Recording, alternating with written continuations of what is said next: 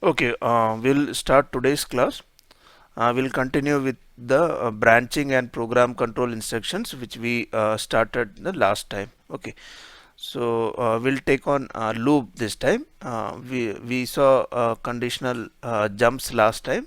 So and unconditional jumps and conditional jumps, and now we'll have a look at the loop instruction. Okay, loop is nothing but a combination of decrement cx and jump not z. Okay, so jump if not 0, right? So what it does is it will keep looping until the value of cx becomes 0. So every time it encounters an instruction of jump of loop, it decreases the value of cx and sees that if the cx is 0, then it will come out of the loop. Otherwise it will go and go back to the address where you have indicated. After the loop you need to indicate the memory location where it has to jump. So this is kind of, it will keep looping till the cx value comes to 0.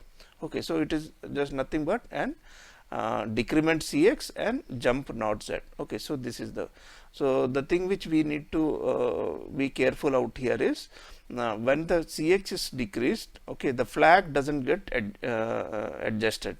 Okay, it doesn't get affected out here. Okay, when with although it is an arithmetic operation decrease cx, the flag doesn't get affected while carrying out the loop instruction. Okay, so whatever was the arithmetic expression prior to the loop instruction, so that same status of the flag remains there.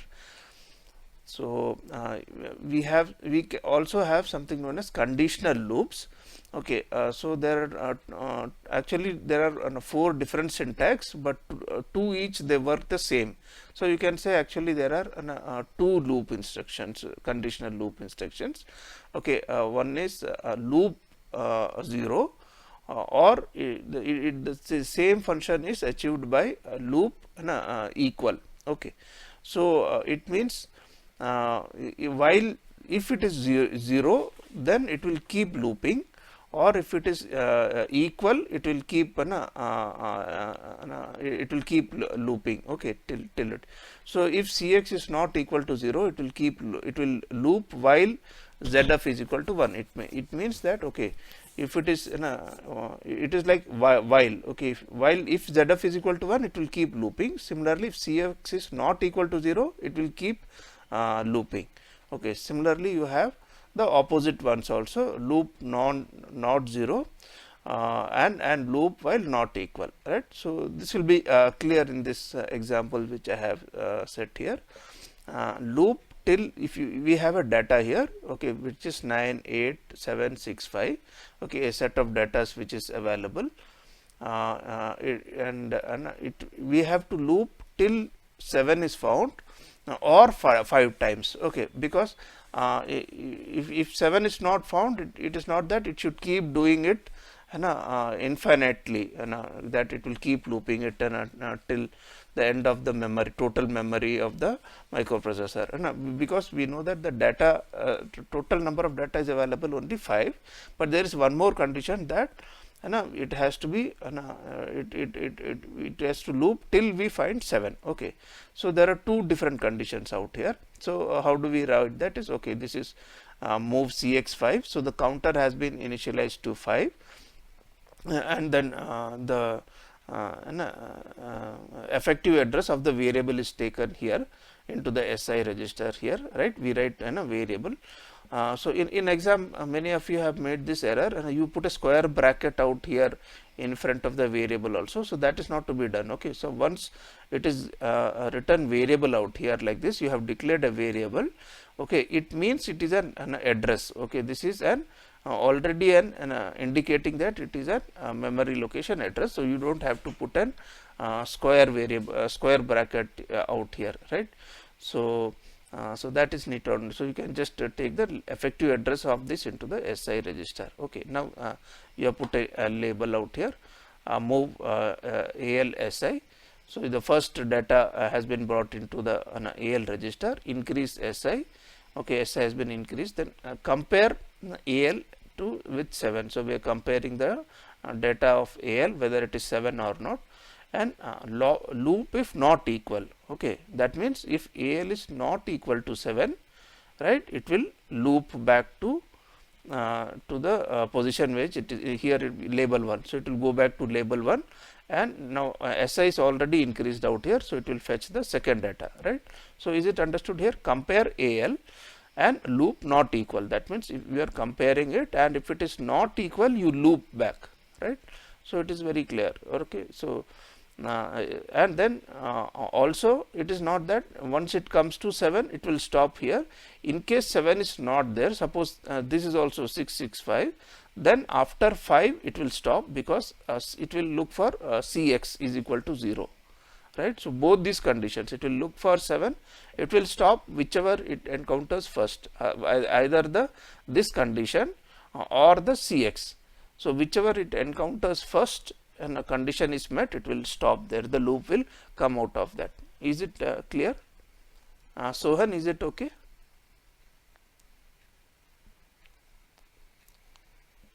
Yeah, okay. So it has to one of these conditions have to be met, so it will come out. Okay. Now this another example, similar example is given here. Here, okay, the array is taken, okay, into the value of the memory is taken into the bx, cx is set as 100, increment bx, compare bx. Now here we are going to compare the content of the memory location with this value, and loop till not equal. Okay, if it is not equal to this value, it will keep now looping it. Okay, so it will keep going till 100. Okay, till 100 it will go. So whenever it encounters the first instruction where bx is not equal to this, it will come out of the loop in this case, because it is loop not equal. So this is how the loop conditional loops work. Now we have something known as procedures, right? So in digital class also, what we if you remember the Xilinx codes and all which programs which we read, we used we made a small half adder module, and then use that module n number of times in a bigger modules, like we did you used an full adder module in which we called for this small module of half adder. Okay, so procedures are very similar to that. When you have a set of instructions which needs to be repeated many times, you can put that as a procedure. Okay, so whenever you call for that procedure, so your program will go and carry out those set of instructions which has been written in the procedure, and then once the procedure is completed, it will come back to the main program. So this what it helps is it saves memory space, so you don't have to keep repeating excuse me, that instruction always. So one set of instruction will be written and it is stored somewhere, and whenever required, that particular set of instruction will be called for.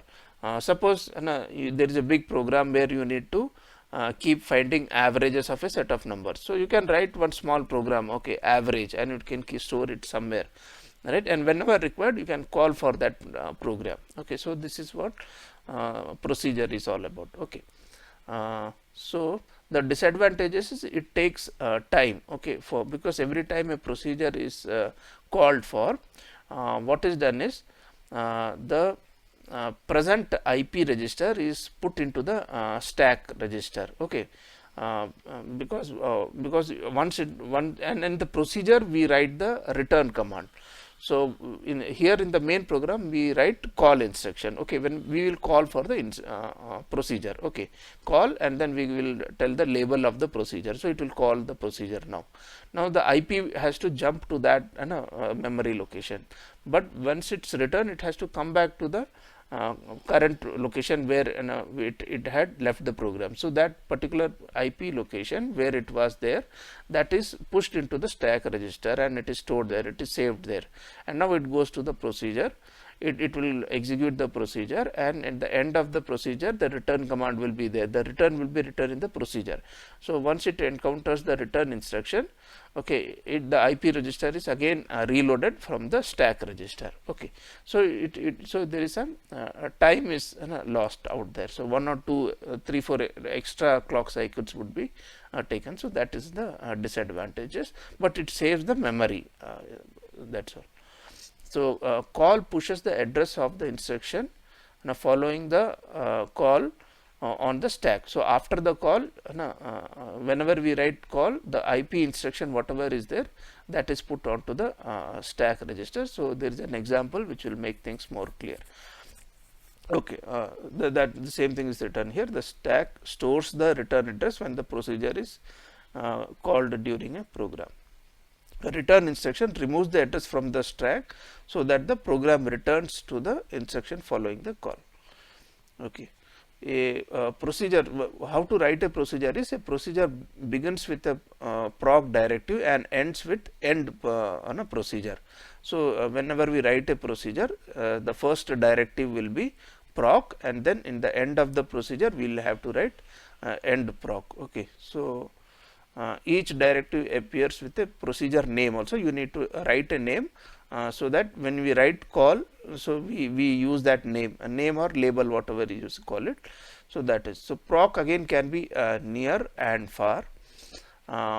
Procedures that are used by all far is when many programs use the procedure, and near is within the code you write a procedure, and only that particular program is going to use the procedure. Okay, so that is the difference. Okay, so procedures, let me give an example, then it will become very clear.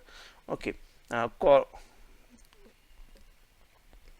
yeah, let me come to this example. So this call is actually 3 bytes long. Okay, so this is the snapshot from that instruction manual, where the call is direct within segment. So this is the code. Okay, this is the machine code for the call. It stands for E8. Okay, after that you need to write the lower displacement and the higher displacement. Okay, it is similar to what the jump instruction be. So we need from the present IP, how much ever is the displacement for the new IP where it has to jump. So that we need to write here. So this is the how the code for an call is written. Okay. The first byte contains the opcode, and the second and the third byte contains the displacement. Okay. Now when call is executed, first is pushes the offset address of the next instruction onto the stack. So that data also requires to be stored onto the stack, and offset address of that appears in the instruction pointer. So after pushing this stack, okay, whatever address you have given here, then the displacement, okay, it will add to the IP, and then the new IP is generated, and that IP will be appearing in the that new address will be available in the IP, and then the program starts executing from that IP onwards. Okay. So this is one example. It will be, all your doubts will be cleared now. So you write call, and then you write, suppose you are writing FF and 0F. Okay, actually you will be writing in the MASM directory, you will write the label, proc label, but here I am just indicating by showing you and just writing an data out here, memory location out here. So you write call FF and 0F. So the first thing what it is going to do is, okay, now when I write call FF 0F, okay, the after execution of this, the IP would have been at 4. Without this, normally this is taking 3 bytes. So normally the IP would have been at 100003 location, but instead of that, it is 1003 plus it's going to add these two datas to here, right? So what is this? This is 0F and FF, because lower byte is higher byte is written here, lower byte is written here. So you are going to add this. So the new IP location which you get is 10002. So the IP is going to, after this instruction, the IP is going to be loaded with 10002. Okay, so this comes from the one is coming from the CS register, right? So the new offset, which is calculated as 1002, that will be loaded into the IP, and the program will start executing from this point. Also, 0003 was the memory IP location, which it has to come back after executing the procedure. So that data will be pushed into the stack. So this is the stack register. Into the stack register, 03 and 00 is pushed out here. Okay, so this data is stored here on execution of the call command. Is it okay with all of you? What has happened now, right? Once we write call, okay, so whatever after call, whatever is the displacement which is given here, mind you, this is the displacement and not the actual IP address. Okay, so this is not the actual IP address, it would go. The value of the actual IP address will not be this after the execution. It is only the displacement. Okay, displacement means from the present IP address, how much it has to move. Right, so it can be positive or it can be negative. If it is starting from 0, obviously it means it's a positive number, so it will move forward, or it will move backward in case if it starts with an 1 out here. Right, so this is how the call would jump. Sir, but Yeah. why will 0003 be stored in stack pointer location AFFFD? Okay, that is suppose the stack pointer, it is just an example, assuming that the stack pointer value is FFFD. That's all. It's just an example. The stack pointer could be anything, whatever it could be. Sir, but why is the value stored in there in the stack? Okay, to recall it back. Whenever once the procedure is, we want to exit the procedure, right, it has to come back here and start executing the program again. Okay, sir. So basically, it will store in the stack the location where it has to return back. Is that right? Yeah, where it has to return back. Right, the stack register is generally used for these kind of purpose only. Whenever there is an interrupt command or for a call procedure, the IP stored into the stack, and once we return back, once the procedure is completed, and we'll load back this data into the IP. Is it okay? Yes, sir. Got it. Okay. So similarly, you can have an far call. In the far call, again, if you see here, it is not the displacement which is given here. Okay, if you see far call direct intersegment, okay, this is the opcode which stands for 9A. There we specify the IP register, IP contents of the IP where it has to go. So it will be lower offset low, offset high. It will be here written here in these 2 bytes, in 2 and 3 bytes, and the 4 and 5 bytes you will write the contents of the CS register. Okay, here it is again, it is not the offset which is displacement which we are giving, but the actual value of the. So in this far call, what happens, whatever actual IP address and the CS data which we are giving, it will compute the new physical address accordingly, and the program will jump to that new physical address. So it will take 5 bytes out here. So it will jump to the new. So it is possible that you jump from one segment to other also, because you are changing the value of the CS register out here also. So this is like something very similar to far jump. It is a far call. Okay. So the difference between a jump and a call is only this thing, that when we write call, the contents of the IP and in this case, in a far call, in the IP and CS, and in a near call only the IP, that is stored into the stack, whereas in the jump it is not stored, this data. So that is the only difference between a far and a call, because in a jump you don't have to come back to that IP automatically, whereas in a call we are calling for a procedure, and in the procedure we write a return, and when it encounters that return instruction, it has to come back to where it has left. Okay, so that is the reason we need to store IP, the value of IP and CS. Okay, so This is again the effect of call instruction. Okay, here we have written in a call. This is the new IP, and this is the if you see here, after that the CS data is also changed. Okay, so the now the CS is going to be 11. So the new physical address which is going to be calculated out here. Okay, when the call, it is not the displacement, it is a new physical address which will be computed.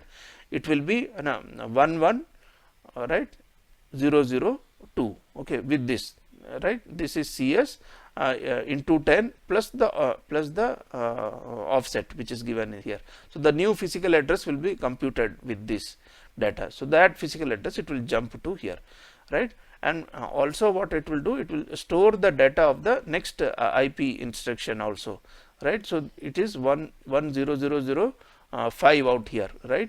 So that is the instruction. After executing, it has to come back to this location, right, in this memory location. So that is stored out here, right, the data of the CS register as well as the offset. So this both data is pushed into the stack, and once this when we encounter a return instruction out here, this data 1000 is going to be pushed back into the CS register, and this is going to be pushed into the IP register. So both these data is pushed into the stack. Is it clear to all of you? Okay.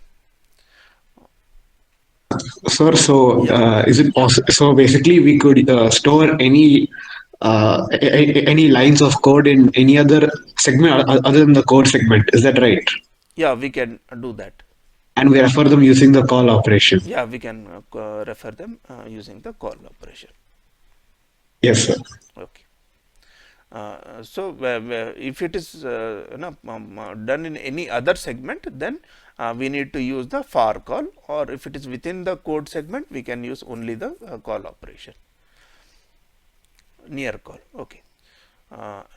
Also we can write call bx. Okay, these kind of operations are also permitted, in which the contents of the bx, okay, whatever is the data available in the bx, okay, that will be taken as that will be pushed into the as into the IP register. Okay, so the new address will be given by bx. Okay, so the new address is going to be given by, instead of writing a direct value, this is known as a register addressing. Okay, like we do it in normal move operations. So you write just bx, then the contents of the bx, okay, that will decide the new IP on. So the it will go to that, the procedure has to be stored at that address which is indicated by bx. Okay, so you can also write call bx within square bracket. In that case, the procedure will be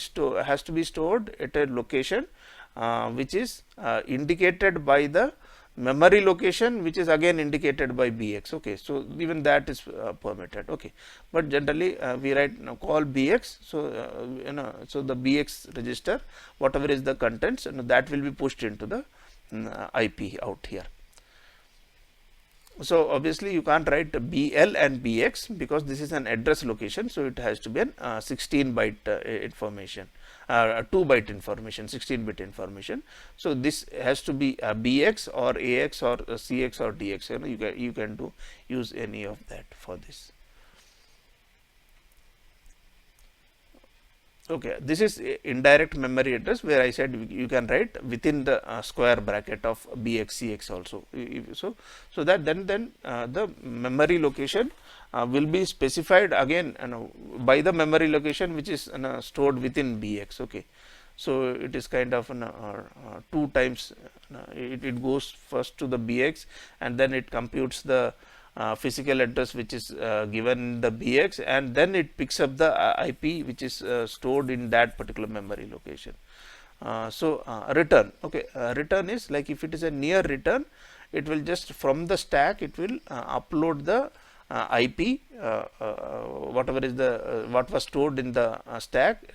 The IP will get the previous stack, which whatever data was stored into the stack. Okay, where it is, if it is a far return, then both the IP and the CS will get back the previous data which was prior to executing the procedure. So these will get back those data. That is return. So this is showing an near return. So you have written in a call 0ff. So what has happened is 0f and ff, that so this was the memory location, right? So it went to this location out here. These memory locations were this IP address of 0003 was stored in the stack at 00 and 03, and once within the procedure, once it encounters the return instruction, okay, the IP, it is going to come back here, right, because this is going to be loaded back into the IP. So it will come back to the position from where it has left. Okay, so that is what the return instruction does. Okay, so this is the same thing return. Near call, the saved IP, it will come back to the saved IP. For a for call, it will come back to the address, which is again indicated by the saved CS as well as IP. So this is the main line program. You have a call instruction, it goes to the procedure. In the procedure, once it encounters the return, it will come back to from where it has left. Okay, so this is an example where you write this is how we write. Okay, call P1. Okay, P1 is the name of the procedure which you have given here, right? So it will call for the procedure out here.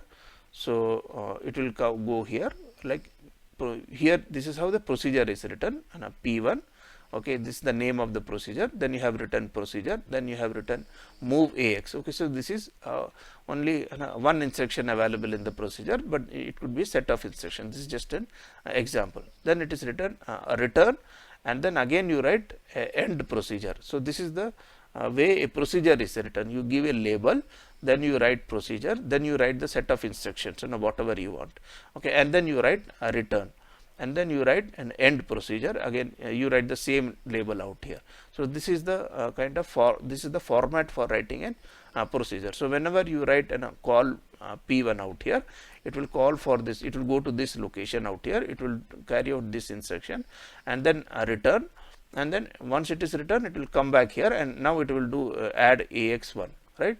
So if you see end of this program, it will have it will have load 1 2 3 4 into the AX register, and then it will add 1 to it. Okay, so it will become 1 2 3 5. Okay, end of this program.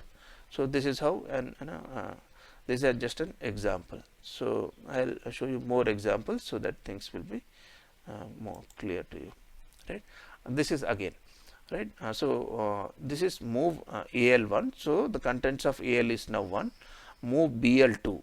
So the contents of BL has become now 2. Then you have written call M2. Okay, so it is calling for a procedure, and now you have defined a procedure out here.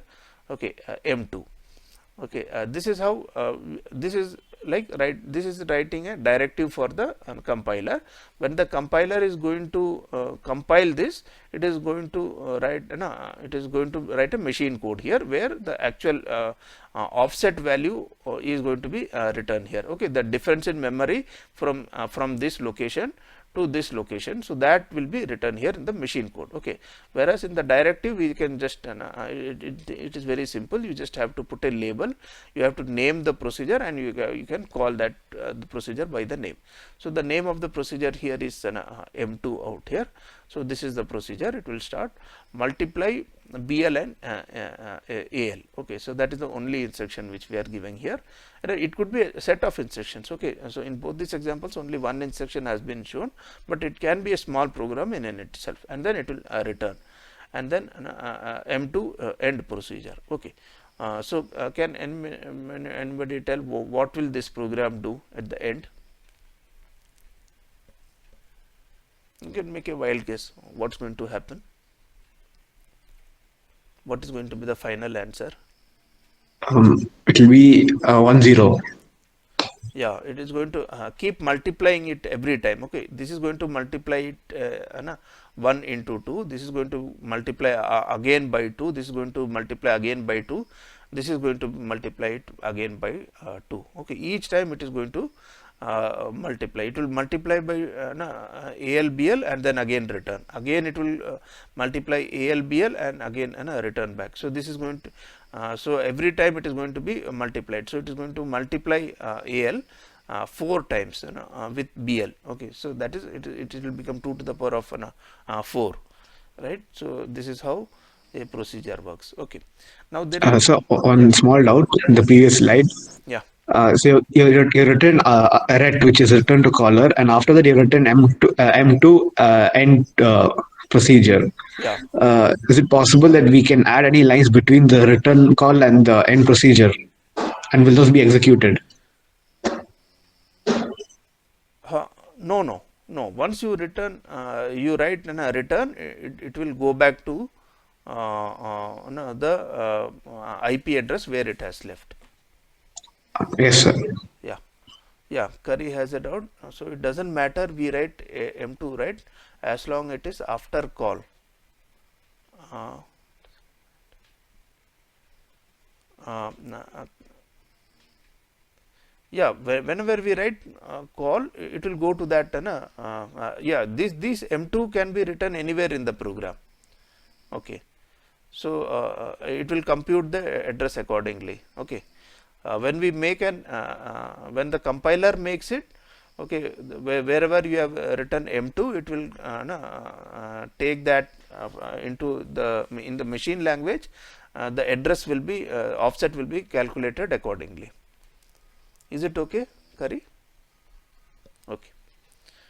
Okay, then we have something known as macros. Okay, in the macros, see, every time we write a call operation, so that data requires to be stored into the IP. It will go and search for that location, and that it is going to get that, load that, run that program, and when it encounters the return instruction, again the data is the IP and the CS register is uploaded. Okay, so it takes a little bit of time. So macros is a little bit of faster, in which wherever if there is a repetition, the same thing in the actual assembly code, the same thing is repeated over and over and again. So it is going to be a memory consuming operation, right? But while we are writing the code in the compiler, we don't have to keep repeating the code. It will be repeated only when the compiler is assembling, doing the converting your instruction, your directive into the assembly language. At that time, the compiler will automatically keep expanding the macros, whereas here the macro will be written only once, and you will call for the macro while you are writing the program in the compiler. Okay, so it will be clear what I am not wanting to say here. Like if you are writing, this is a macro which is written out here. It is written generally in the start of the program. Okay, in the initially itself. Before you start your code, this macro is written. Okay, so my macro, that is the name of the macro. Then you write macro, and in the macro there are 3 variables out here, P1, P2, P3. Okay, there are 3 variables, and then you are writing a program about the macro, what it has to do. Okay, so it says in AX you load P1, in BX you load P2, and in CX you load P3 and end macro. Okay, this is the macro. And when you are writing a compiler, okay, you can write my macro 1 2 3, okay, and my macro 4 5 dx. Okay, so whenever the compiler is going to make an assembly language, whenever it encounters my macro, it is going to convert it like this, right? My macro 1 2 3 means move AX, okay, move BX, move CX 1 2 3. Okay, it is the expanded form of this macro which is done in the compiler. So there is no call or return out here. If you see, okay, it is written direct. Similarly, it encounters the second my macro here, and it is going to in the compiler is going to write it in the expanded form in the assembly language, right? So if you see, this is in the expanded form.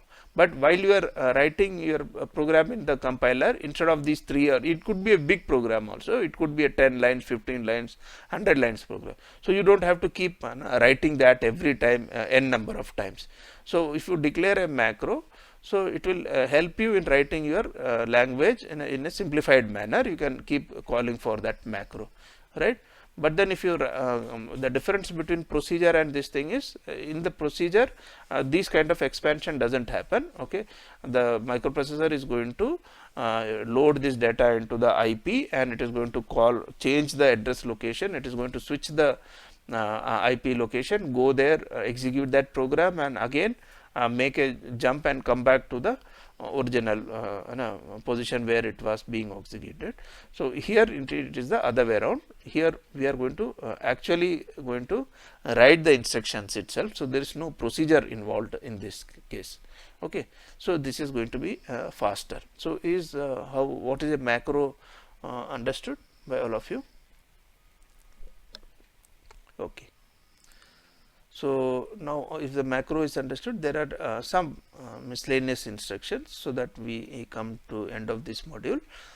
This is an complementary the flag. So the contents of the carry flag gets not. Okay, it gets complemented. That means it gets inverted. If it's a 0, it will become 1. If it is 1, it becomes a 0. So you can use this. So in certain instructions, in certain programs, if you want to just change the contents of the carry flag, so this can be used. Or if you want to clear the contents of the carry flag, so this can be used. Or if you want to set the carry flag to 1, you can use this.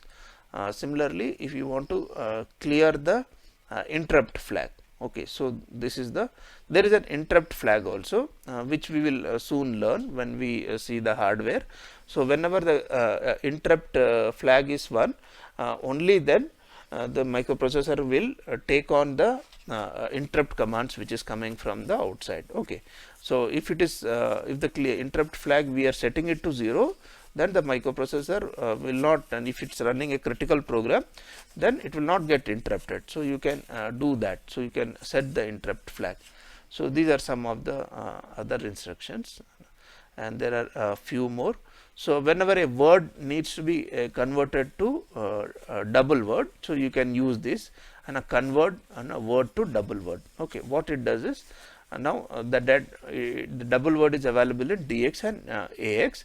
Obviously the contents of dx will be 0 in this case. Okay, it will be all be 0 here. So whatever, if there was some junk data available in dx, that will be set to 0. Similarly, this is for 80386, where a word to double word extended, where the contents of ax will be available in eax. Okay, so double word to quad, again these are all not applicable to 8086, but such kind of instructions exist. Okay, this is one more instructions, and this is known as compare and exchange, right? So what it does is, it compares the destination address, whatever you have given here, with the contents in the accumulator, and if equal, the source data will be transferred to the destination. Okay, so it will compare whatever you write compare, right, and say destination is bx and cx. So the contents of bx will be compared with ax, and if it is equal, then only the source data will get transferred to bx. Okay, so this is it is actually a combination of 2-3 instructions, right? Yeah, these should work in 8086 also. So So, but it's not working actually okay, in the emulator. okay, Even the XAD instruction that you taught us before mid, I mean that did not work. uh, okay. So I'll have a look. I think it is not specific to 80386. It is also I'll have to I'll just re-verify it whether it is also applicable to 8086, because 80386 instructions may not work in the emulator. So I read it in the book that this is applicable to 8086 also, but I'll verify it once more. Okay. Okay. So so these are some of the instructions, and I think with this we come to an end of this this module, and I guess next class onwards, and we'll take on hardware of 8086. Okay. So how the memory organizations and pin diagrams and things like that. Yeah. Yeah, Saranya had the instruction doesn't affect the source, right? Yeah, this is like source, the source data will not get affected in this case. Yeah. Okay. So we'll call it off for today, and then next class we'll start with the hardware of 8086.